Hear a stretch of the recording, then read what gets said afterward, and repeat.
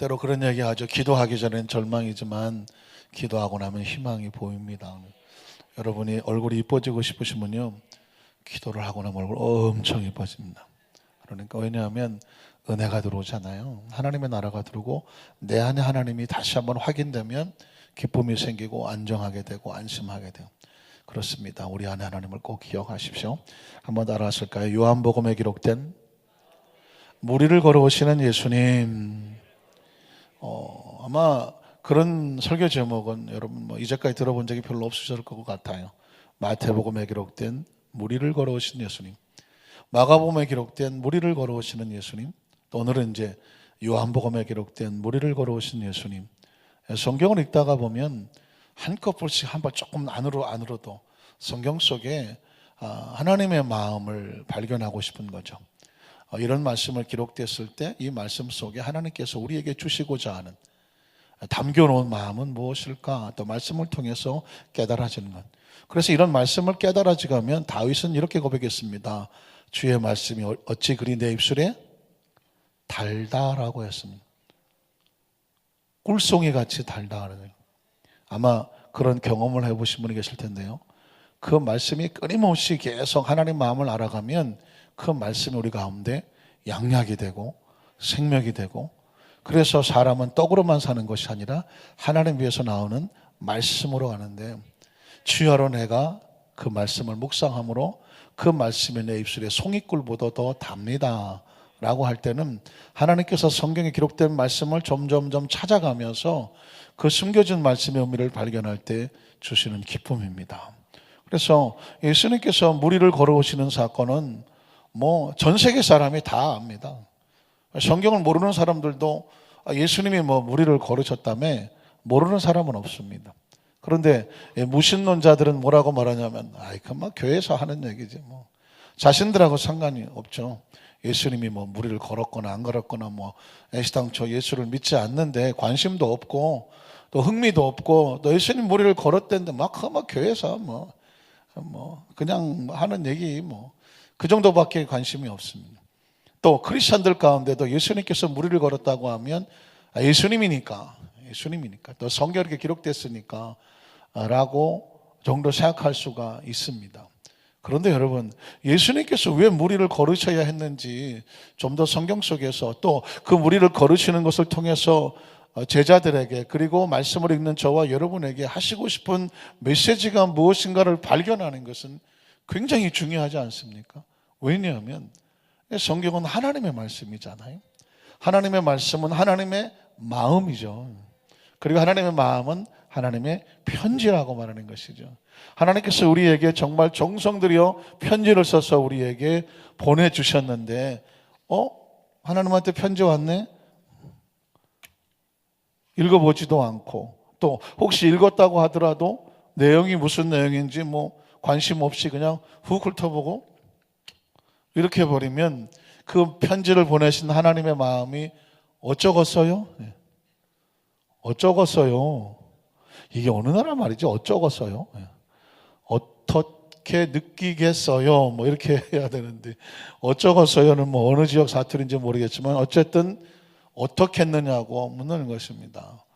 마음이 아프실 수밖에 없겠죠. 그래서 마음이 아픈 겁니다. 누군가에게 정성껏 편지를 썼는데 그 편지를 받은 사람이 그 내용의 의미도 관심이 없고 봐도 시큰둥하고 그냥 그저 그렇게 취급한다고 하면 이것처럼 서러운 일은 없습니다. 여러분, 연애해 보셨나요? 제가 보니까 우리 안산교회 성도들은 거의 믿음으로 결혼하셨어요. 연애 같은 건 안 하신 것 같아요. 믿습니다. 그냥 같이 그냥 한번 얼굴도 잘 안 보고 그냥 결혼 첫날 밤에 봤더니 그냥 주여 믿습니다 하고 그리고 아침에 깨서 보니까 그저 주께서 주신 줄로 믿습니다 하고 지금까지 살아오신 것 같아. 내가 보니까 연애를 해보셔야지. 연애를 해봐야 성경의 말씀을 알아요. 연애를 해봐야 돼. 왜냐하면 제가 그 전에 이제 아주 기억 속에 남는 그 시 하나가 있어요. 시는 제목은 무죄예요. 무죄가 무슨 뜻이에요? 제목이 없다.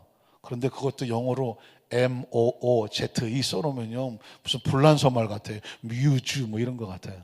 그런데 제목은 무죄예요. 혹시 들어보신 적 있습니까? 제가 뭐 여러 번 얘기해요. 네. 무심코 그대 종이 위에 그대 이름 가득 적어놓고 그 종이 그냥 못 버려 어디에 품었어?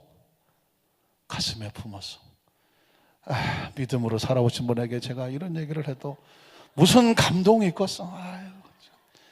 어느 날 정말 어스름 해가 넘어가고 가로등빛이 이제 켜지기 시작하는 어느 찻집에 차창가에 앉았어. 그것도 홀로 앉았어.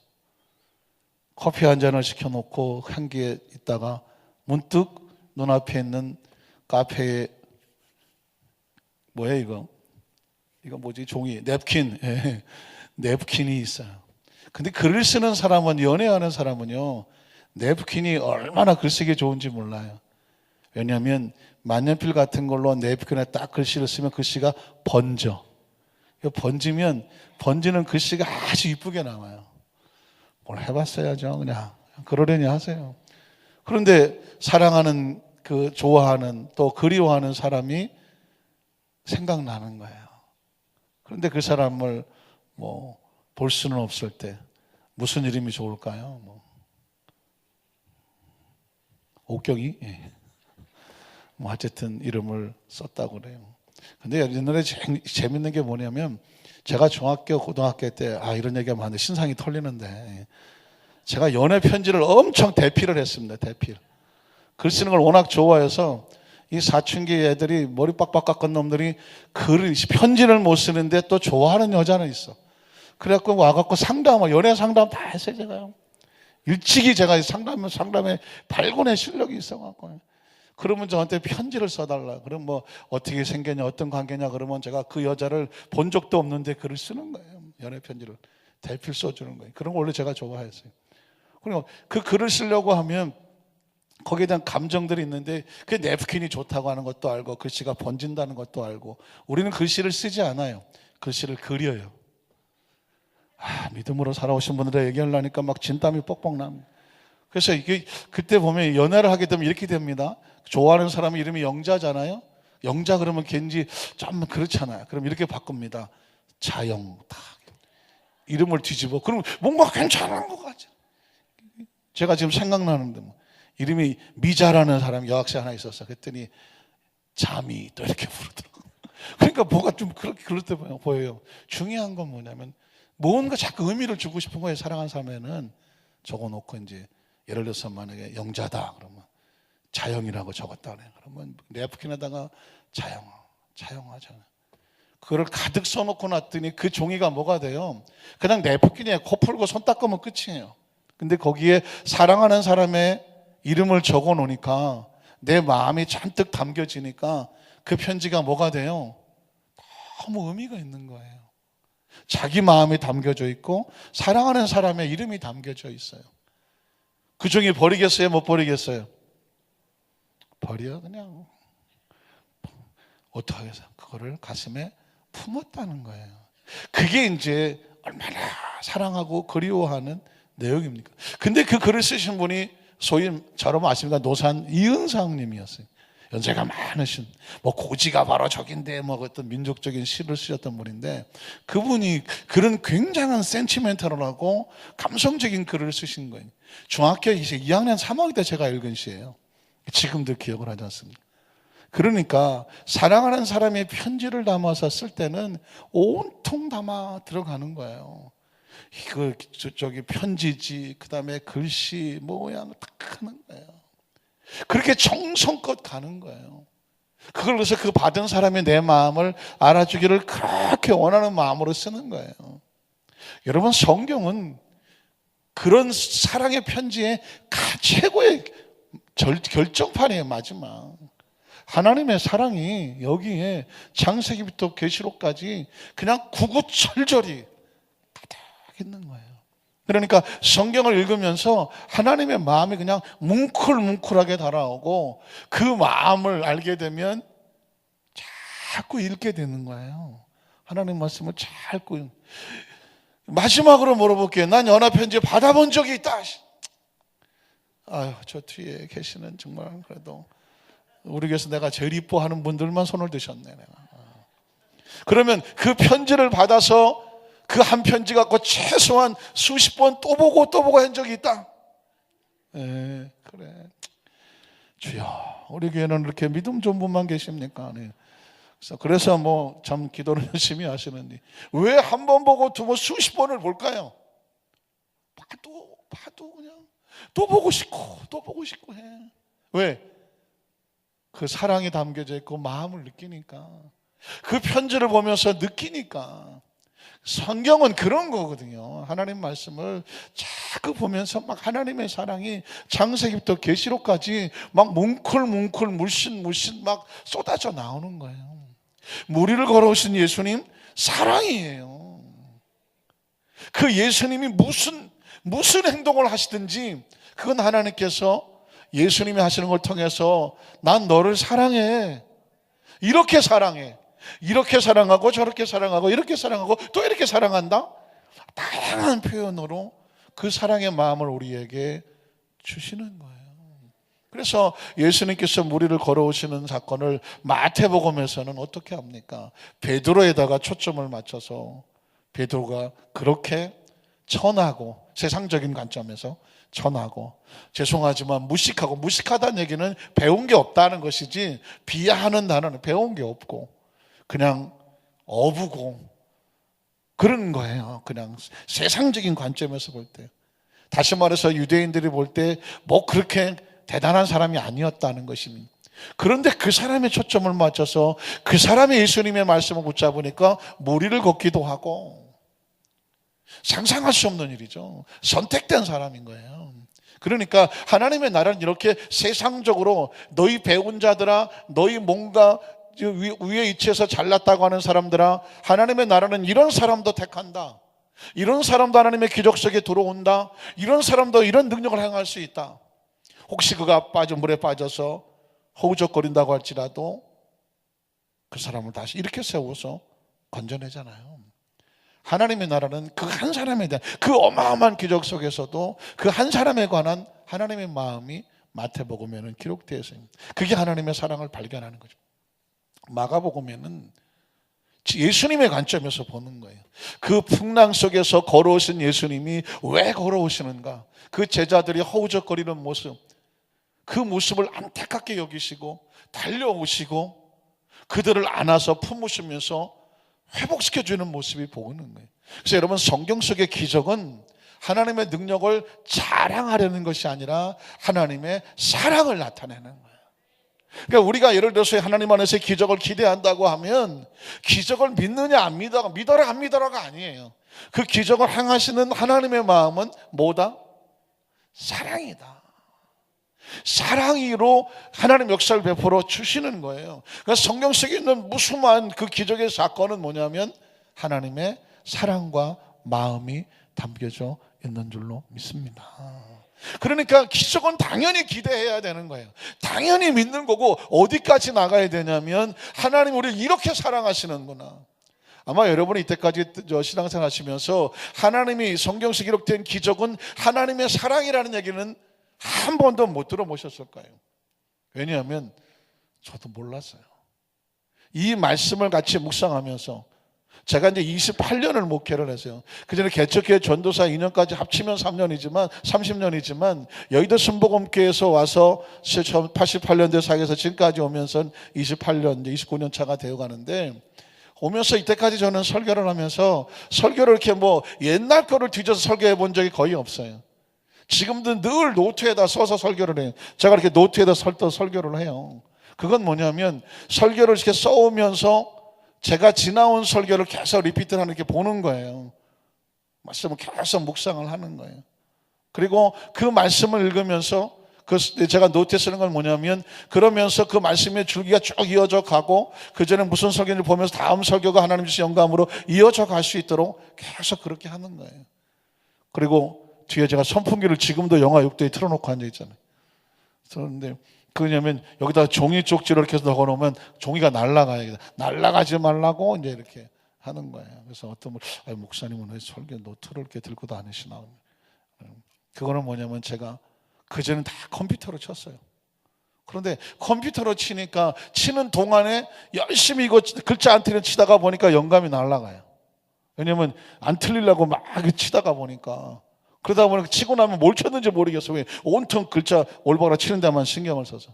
그런데 지금은 제가 다 일일이 손으로 적어요. 손으로 그리죠. 글씨를 그려요. 그리면서 글씨를 쓰는 동안에 하나님 주시는 그 말씀이 계속 말씀을 묵상하면 계속 영감이 떠올라요. 그러면 그거를 계속 영어로 애드한다지만 계속 첨가하는 거예요. 계속 메모를 해요. 메모를 하고 마지막에 그것이 정리가 돼서 강단에 올라올 때 말씀을 묵상하고 마음판에 그리죠. 마음판에 그리고 그걸 가지고 말씀을 전하는 거예요. 어떤 분은 말하기로 목사님은 원고도 안 보고 설교하시는, 원고를 안 보는 것이 아니라 원고는 글씨를 쭉 써고 계속 제 손으로 써서 나가는 가운데 이미 마음판에 써 있어요. 그래서 그 마음을 가지고 여러분에게 그 마음에 실린 것을 가지고 전할 수 있게 되는 거죠. 이런 건 잘 안 가르쳐 주는 건데 혹시 또 궁금하실까 봐. 조금 아까 얘기했잖아요. 말씀을 계속 묵상하다 보니 이제까지 제가 28년 아니 30년을 설교를 하면서도 이런 설교를 해본 적이 없어요. 하나님의 기적 속에 담겨진 사랑을 발견하지 못했어요.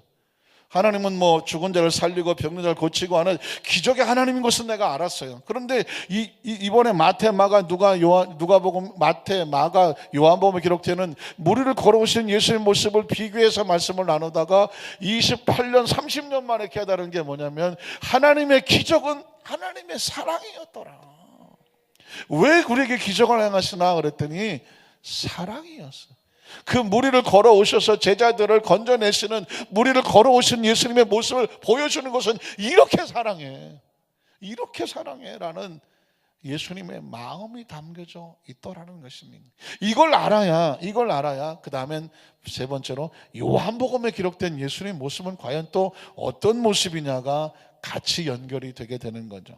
그래서 우리 오늘 첫 번째로 베드로의 사건과 예수님의 배려, 다시 말해서 마태복음과 예수님의 배려, 마가복음과는 전혀 다르게 요한복음에는 그냥 있는 상황만 기록하고 있다는 것이 요한복음에 기록된 무리를 걸어오신 예수님의 모습의 특징이에요. 같이 한번 읽어볼까요? 16절인데요. 저물매 제자들이 바다에 내려가서 배를 타고 바다를 건너 가버나움으로 가는데, 자 16, 17절 이미 어두웠고 예수는 아직 그들에게 오시지 아니하셨더니 라고 기록이 되어 있습니다. 여기서 베드로 얘기도 안 나와요. 그리고 예수님께서 제자들을 먼저 보내시고 그 무리를 이렇게 보내는 동안에 쟤를 보내시고, 그리고 예수님께서 산에 올라가 기도하시고 그 다음에 제자들이 하는 모습을 안타까워하시고 이런 마음이 없어요. 그냥 제자들끼리 움직이는 모습만 기록이 되어 있어요. 여기서 무엇을 깨닫게 되냐면 관점이라는 것을 생각하게 됩니다. 똑같은 상황이 있지만 예수님의 관점에서 볼 때는 사랑과 관심이 필요한 것이고, 또 한 영혼을 생각할 때는 베드로를 중심으로 봤을 때는 한 사람에 대한 관심이 있는 것인데, 이 요한복음에는 어떤 관심이 있냐면 지금 제자들 입장에서 보는 거예요. 제자들 입장에서 볼 때는 예수님 없이 자기들끼리 배를 타고 건너가다가 풍랑을 만나서 자기들끼리 힘들어하는 이런 상황의 모습을 보게 되는 것입니다. 우린 여기서 성경을 통해서 깨닫게 되는 건 뭐냐면 마태, 마가, 누가, 요한을 무슨 복음서? 사복음서라고 하는 거예요. 그러니까 오늘 요한복음 강해를 하는 거니까 제가 성경 교육까지 하고 있습니다. 마태, 마가, 누가, 요한을 사복음서라고 말하고, 거기서 요한복음을 빼면 세 개 복음 마태, 마가, 누가를 공관복음이라고 말합니다. 공관, 같이 본다. 한 사건을 같이 본다. 그래서 공관복음이라고 말해요. 그러면 한 사건을 보고 같이 볼 때는 그런 똑같은 얘기를 하느냐? 똑같이 얘기를 하진 않아요. 예를 들면 여기 종이 있어요. 종이 있으면 앞에서 보는 사람하고 옆에서 보는 사람하고 위에서 보는 사람하고 같을까요? 다를까요? 당연히 다르죠. 이게 종이 똑같은 종인데 위에서 보는 거하고 앞에서 보는 거하고 옆에서 보는 거하고는 전혀 다른 실제로 밑에서 보는 모습도 다르겠죠. 그래서 어떤 사건을 놓고 하나의 관점으로 바라보는 것은 일부는 볼 수 있지 모르지만 다 보는 건 아니라는 것입니다.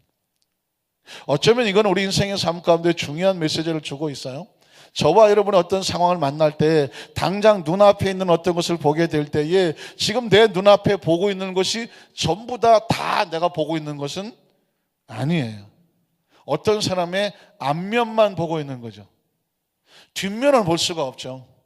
그 사람에 대해서 말을 하려면 앞에서도 봐야 되고 뒤에서도 봐야 되고 옆에서도 봐야 되고 위에서도 봐야 되고 좀 위험하지만 밑에서도 봐야 되고 그래서 전체를 다 봐야 그 사람을 안다고 말할 수가 아니에요. 그리고 현재의 모습만 보고 그 사람이 그 사람 이런 사람이야 말할 수 있을까요? 아니에요. 지금 저와 여러분 지금 이렇게 와 있지만 여러분 뒤에는 살아온 과거가 쫙 있어. 지금 나이가 만약에 40이다 그러면 딱 지금 눈앞에 있는 사람은 그 뒤에 몇 년이 있는 거예요? 40년을 살아온 거예요. 태어나서 지금까지 40년이라는 과거가 있었기 때문에 지금 현재가 있는 거예요. 그리고 지금 그 사람이 옆에 보이는 사람에게 미래에 나이가 아마 100살까지 산다 그러면은 60년이 또 앞으로 지나갈 거예요. 그런데 우리가 너무 쉽게 지금 당장 있는 사람을 보고 그 사람 그런 사람이야 라고 쉽게 말을 던질 수도 있어요. 그리고 또 어느 한쪽만 보고 오해하고 곡해하고 그러면서 그렇게 말을 전할 수도 있어요. 평가할 수도 있어요. 이게 얼마나 위험한 것인가. 지금 예수님의 기적 하나의 사건을 놓고도 마태가 바라보는 관점, 마가가 바라보는 관점, 요한이 바라보는 관점이 전혀 다른 관점에서 보면서 우리에게 서로 다양한 것을 우리에게 보여주고 있습니다.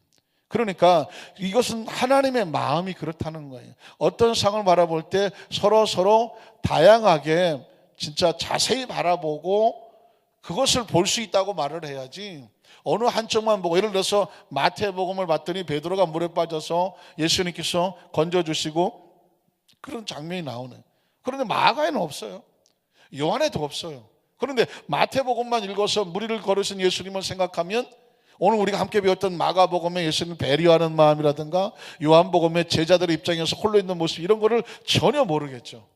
그러니까 마태복음만 보고 무리를 걸어오신 예수님을 나는 다 안다 말할 수 있을까요? 없을까요? 말할 수 없는 거예요.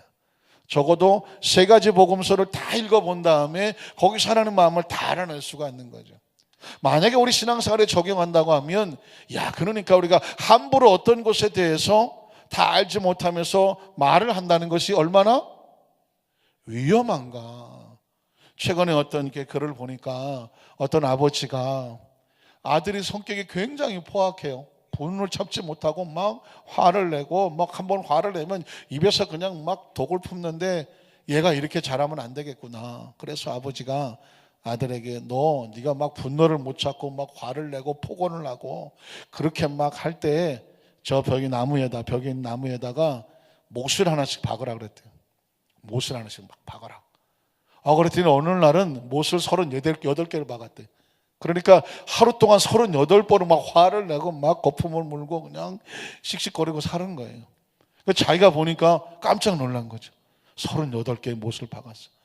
그러니까 이거 안 되겠구나. 그래서 참는 거예요. 막 열심히 참아 38번, 35개, 막 30개 하면서 열심히 자기 자신을 바라보면서 어느 날은 하나도 안 박는 날이 왔어요. 자기 자신을 스스로 조심해 가면서. 그러니까 아버지 제가 오늘은 한 번도 못을 안 박았습니다. 그래. 그러면 앞으로 한 번도 이렇게 화를 안 내고 어떤 말을 함부로 말하지 않냐 그런 날은 못을 뽑아라. 박혀있는 목을. 그래서 그 못을 이제 또 매일매일 뽑기 시작을 했어요. 또 뽑는 재미가 있어가 그거를 열심히 뽑기 시작해서 어느 날은 다 못을 뽑았어요. 아버지 저 벽에 있는 못을 제가 다 뽑았습니다. 그러니까 그래 그럼 같이 가보자. 아버지가 그 아들과 함께 그 못을 박았던 수도 없는 그 박혔던 못들이 다 뽑혔어요. 그의 아버지가 이렇게 말합니다. 못을 다 빼고 나니까 어떠냐 하니까 너무 감사하고 평안합니다. 그래 감사하고 평안하지. 그런데 네가 박았던 못을 다 뽑았지만 거기에 뭐가 남아있느냐? 못자국이 남아요. 구멍이 뻥뻥 뚫려. 이게 그렇게 함부로 어느 한쪽만 보고 심하게 말을 쏟아서 그 던졌던 말들이 나중에 다 못을 빻는 것처럼 되돌린다고 하지만 거기엔 뭐가 남아요? 흔적이 남아. 상처가 남아. 그 사람의 가슴에도 못 박힌 상처가 남고 네 입에서 나갔던 네 가슴 속에서도 똑같이 가슴에 상처가 남아. 그러니까 어떻게 하라는 거예요? 앞으로 네가 삶을 살아가면서 그렇게 어느 한쪽만 보고 전체를 알지 못하면서 함부로 말하지 아니하고 함부로 남의 가슴에 상처 주지 말고 그 남의 가슴에 상처를 준다는 게 곧 누구 가슴에 상처를 준다는 거예요? 내 가슴에 못을 박는다는 거. 그 박힌 못을 나중에 뽑아낸다고 할지라도 구멍에 뚫린 흔적은 남는다는 걸 기억하면서 아들아 평생 이 교훈을 잊지 말고 살아라 그랬다는 것입니다. 사실 이 이야기를 들으면서 이거는 사실 어느 누구 뭐 안 적용될 사람이 없는 거예요. 저 자신에게도 그걸 보면서 가슴이 뭉클하더라고요. 왜? 삶을 살아가면서 우리 너무 쉽게 판단하잖아요. 너무 쉽게 눈에 보이는 것만 판단하고 또는 그럴 것이다 또 단정 짓기도 하잖아요. 그 상대방의 뒷부분을 보지 못하면서 앞부분만 보고 말할 때도 있잖아요. 상대방이 살아온 수십 년에 지나간 과거의 모습 모르면서 현재의 모습으로 평가할 수도 있잖아요. 또 하나님께서 그 사람은 지금 당장 부족하지만 앞으로 어떤 모습으로 만들어갈지 아무도 알지 못하면서 쉽게 낙인 찍어버릴 수도 있잖아요. 어떻습니까? 그러니까 신앙이라고 하는 신앙의 관점을 하나님의 관점으로 바라보시던 사람은 역지사지. 한번 따라 하실까요? 역지사지. 역지사지가 뭐예요? 입장을 바꿔 생각해 보는 거죠.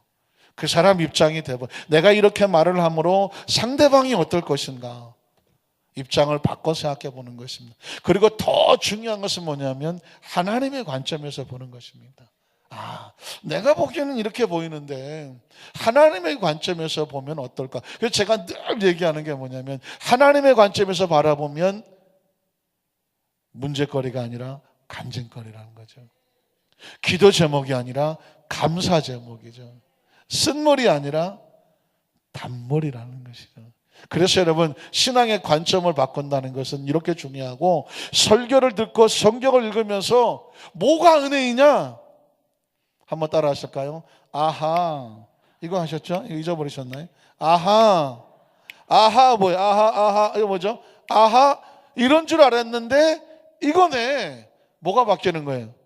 관점이 바뀌는 거죠. 내가 이건 줄 알고 관점을 가졌는데 말씀을 듣고 나니 성경을 읽고 나니 또 기도하면서 하나님 마음을 주시고 나니 이거네. 하나님의 관점으로 바뀌어지면 세상이 달라지는 것입니다. 그래서 기도란 뭐냐? 내 문제를 하나님 앞에 내려놓았습니다. 자, 그러니까 내려놓았으니까 지금 어떻게 되는 거예요? 이 문제가 지금 내 안에 있어요? 내 바깥에 있어요? 밖에 있는 거죠. 그래서 너희 염려 근심을 야외께 맡겨버려라. 그러니까 이 문제와 너를 분리시켜라. 이제 너하고 문제하고 상관이 없다. 그러니까 문제와 나와 상관이 없으니 내가 문제 때문에 염려하고 근심하고 걱정했는데 문제를 이렇게 분리시켜 놓으니까 염려 근심할 이유가 있어요? 없어요? 없죠. 문제 때문에 힘들었는데 야외께 맡겨버리라. 그러면 저가 붙드시고 내 길을 평탄하게 하리라. 그 말이죠. 여러분 혹시 아십니까? 제가 종을 들을 때가 있어요. 이거 종 들을 때 어떻게 하려고 들었을까요? 종을 치려고? 종 던지려고. 이 종 던지려고 하는 거거든요. 너희 염려 근심을 야외께 맡겨버리가 뭐냐면 하나님께 이거를 뭐 해라? 던져라. 근데 이제 제가 지금 미팅이 던질 수 있을까요? 없을까요? 못 던져 이거. 김유민 목사가 강대상에서 종을 던져서 부셨습니다. 이거 뭐 전 세계 그냥 뭐 목사가 종 던져서 종을 부셨네 뭐 이렇게 소문날 수가 있어요. 그런데 제가 만약에 종을 던진다면 딱 하나의 경우가 있어요. 뭐가 있어요? 이 밑에 누군가 뭐 해야 돼요? 받아줄 사람이 있어요. 받아줄 것을 믿으면 제가 마음 놓고 종을 던지죠. 그러니까 기도란 뭐냐면 너의 염려 근심을 야외께 뭐 해라? 던져라. 던져는 뭘까요? 내가 받아줄게요. 기도라는 것을 하나님께 내가 받아줄게 던져라거든요. 그러니까 이게 이제 왜 그러냐면 그 문제 하나님께 던져놓으면 그 문제는 더 이상 내게 아니죠. 아니니까 어떻게 하면 내가 마음이 편안해질 수 있고 마음의 안정을 찾을 수 있죠. 이걸 누가 원하실까요? 아버지가 원하는 거예요. 하나님께서 우리가 원하시는 건 한 가지, 안심해라.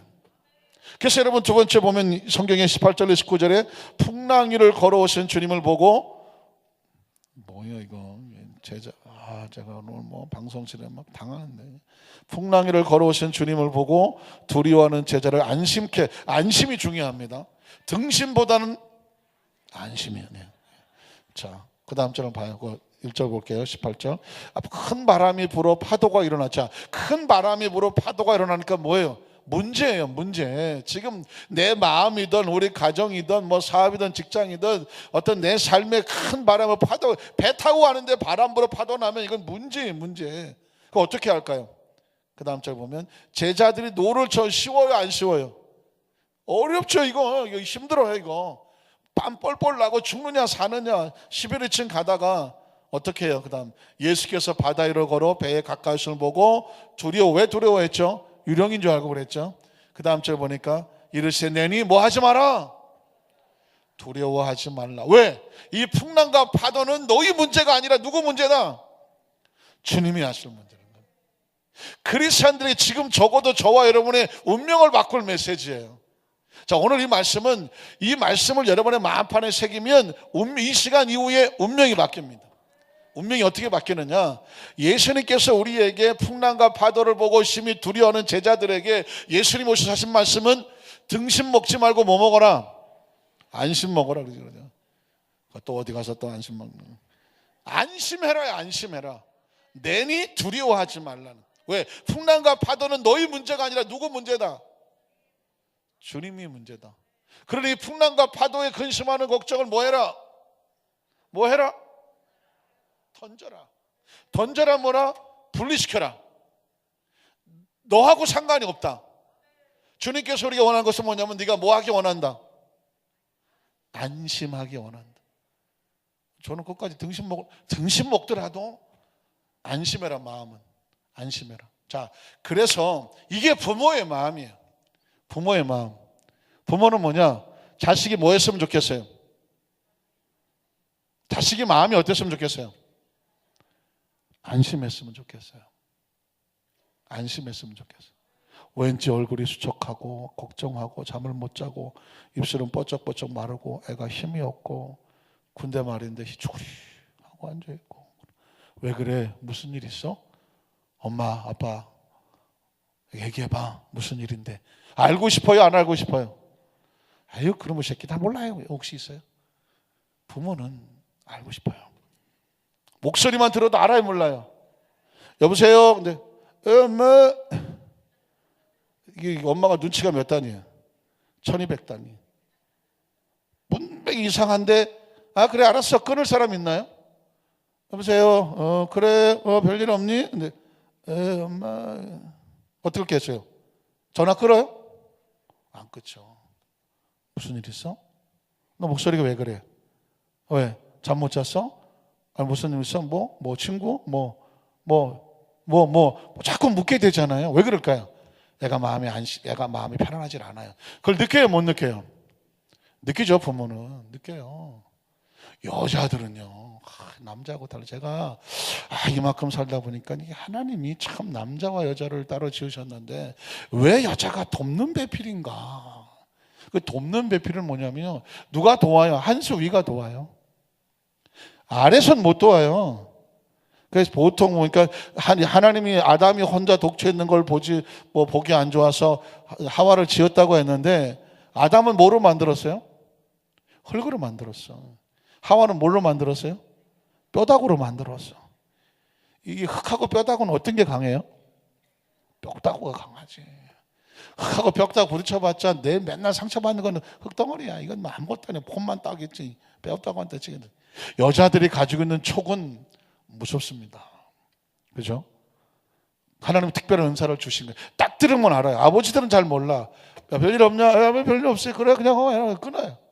엄마는 안 그래. 딱 들어보면 얘기가 달라.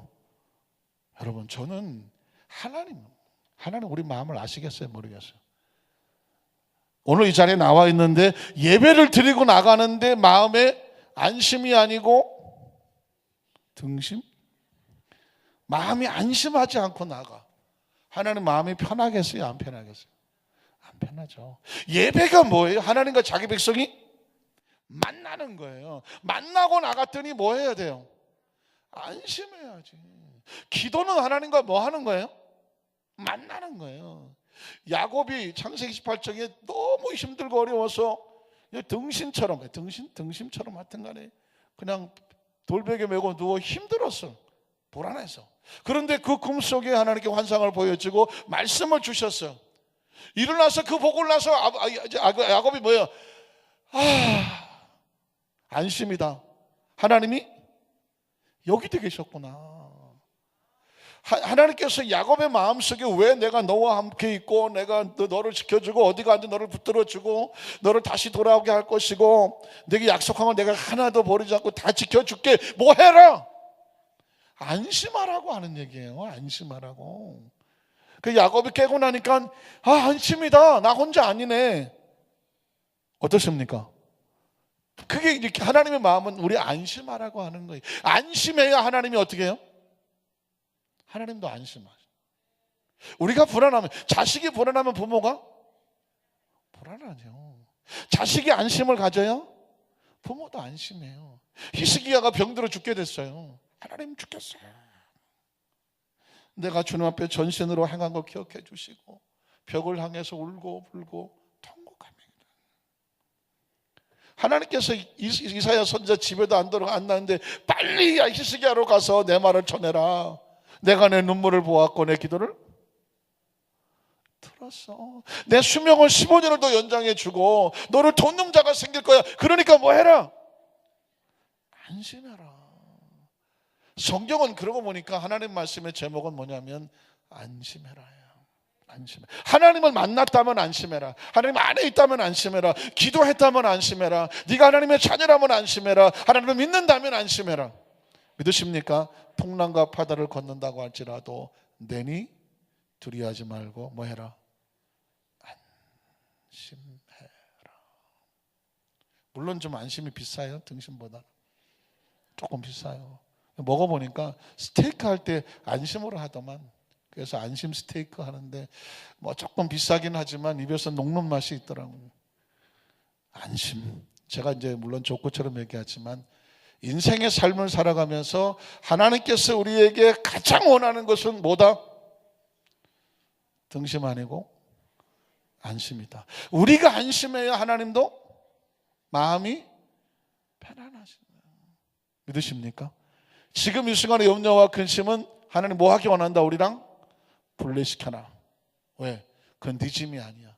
한번 따라 하실까요? 내니 두려워하지 말고 안심하라. 뒤집어라면 안심하라. 내니 두려워하지 말라. 이게 지금 우리에게 주는 오늘 우리 생의 가장 최고의 강력한 메시지고요. 이 안심한 상태를 뭐라고 말하냐면 하나님께서 우리에게 원하시는 가장 최고의 축복의 상태. 그래서 이게 하나님의 나라는 여기 있다 저기 있다가 아니라 너희 안에 있으니 너는 뭐 해라? 안심해라. 안심해라. 불안하게 100년 사는 거는 힘들어요. 안심이 중요한 것입니다. 어떻게 안심하는데 목사님 나 같은 처지를 당해보셨어요? 내가 지금 안심할 처지인 줄 아세요? 말할 수 있어요. 맞아요. 그러나 그 부분은 저 목사님 절 믿고 안심하라는 게 아니에요. 예수님이 지금 그분의 심령 속에 이렇게 말씀해 주는 거예요. 나야. 내니 안심하라. 두려워하지 말라. 믿으십니까? 오늘 이 말씀이 저를 포함해서 우리 모든 성령 가운데 주님께서 우리가 그토록 안심하기를 원하시는구나. 풍랑과 파도는 환경이 뒤집어쓰는 이게 내 문제가 아니구나. 주님이 이거 해결해 주시려고 무리를 띄워오시는구나. 기적은 사랑이구나. 기적은 은혜이구나. 믿으십니까? 이 은혜와 사랑이 우리 모두 가운데 쭉 충만하시기를 주님의 이름으로 축복합니다.